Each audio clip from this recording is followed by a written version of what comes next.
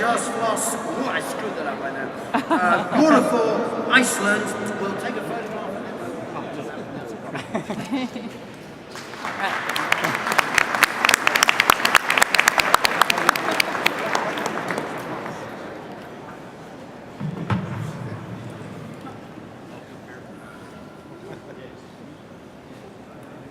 I saw the Nature Best Photography magazine for the first time 10 years ago.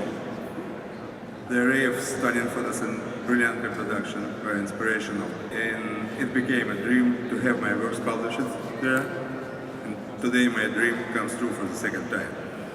I would like to thank publishers of the magazine and organizer of the competition for the opportunity to participate and win this inspiring contest. Thank you. I would also like to thank the Smithsonian, one of the most respected museums in the world, for displaying our photographs. This is a great honor. Thank you. And finally, I wouldn't be standing here without continuous support from my wife Margarita. She is my muse and my art critic. She joins me in my worldwide photo travels. In fact, Margarita and I will be enjoying the winter view of Icelandic Seljaland for Svadrafon in a couple of weeks. Thank you.